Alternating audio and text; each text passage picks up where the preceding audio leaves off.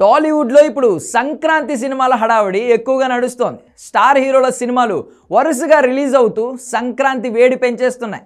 గత 2-3 నెలల నుంచి భారీ బడ్జెట్ సినిమాల డామినేషన్ మన తెలుగులోనే కాదు పాన్ ఇండియా లెవెల్లో కంటిన్యూ అవుతుంది. ఇప్పుడు సంక్రాంతి కానుకగా తెలుగులో 3 సినిమాలు రిలీజ్ అవుతున్నాయి. ఈ 3 సినిమాలకు సంబంధించిన సాంగ్స్ అలాగే ట్రైలర్లు ఒక్కొక్కటిగా విడుదల చేస్తున్నారు makers. Global star Ram Charan game changer అనే సినిమాతో ప్రేక్షకుల ముందుకు వస్తున్నాడు. దీనికి సంబంధించిన ట్రైలర్ రిలీజ్ అయింది. ఆ ట్రైలర్కు సోషల్ మీడియాలో మంచి రెస్పాన్స్ వచ్చింది. మాస్ ఆడియన్స్కు ట్రైలర్ బాగా నచ్చేసింది. ఇక నందమూరి బాలకృష్ణ డాకు మహారాజ్ సినిమా కూడా సంక్రాంతి కానుకగానే రిలీజ్ కానుంది.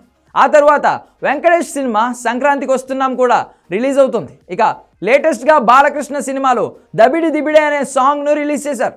ఈ సాంగ్లో మాస్ ఆడియన్స్ను అట్రాక్ట్ చేసే విధంగా కొన్ని స్టెప్పులు శేఖర్ మాస్టర్ కొరియోగ్రఫీ చేశాడు. అయితే హీరో హీరోయిన్ల స్టెప్పులు చూసి ఆడియన్స్ బూతులు తిడుతున్నారు కూడా.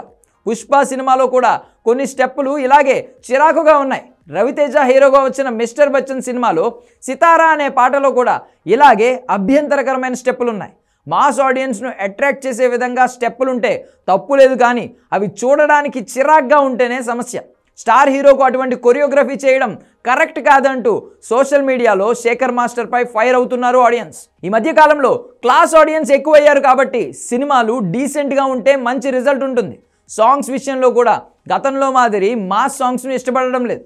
మెలోడీ సాంగ్స్ లేదంటే సాంగ్లో అర్థం ఉంటే మాత్రమే చూస్తున్నారు. ఇక డ్యాన్స్ విషయంలో కూడా పక్కాగా ఉంటున్నారు ఆడియన్స్. అందుకే కొంతమంది డైరెక్టర్లు అసలు సినిమాల్లో సాంగ్సే లేకుండా కంప్లీట్ చేసే పరిస్థితి ఉంది. సాంగ్స్ పెట్టినా 1-2 సాంగ్స్ మాత్రమే ఉంటున్నాయి. కాబట్టి కొరియోగ్రఫీ చేసేవాళ్ళు అలాగే సినిమా డైరెక్ట్ చేసేవాళ్ళు మ్యూజిక్ డైరెక్టర్లు కూడా కాస్త జాగ్రత్తగా ఉండాలని, అనవసరంగా ట్రోలింగ్ అయి సినిమా చూసే ఆడియన్స్కు వల్గర్గా ఉంటాయని, వసూళ్లు కూడా తగ్గే ఛాన్స్ ఉంటుందని, కాబట్టి జాగ్రత్తగా ఉండాలంటూ వార్నింగ్ ఇస్తున్నారు.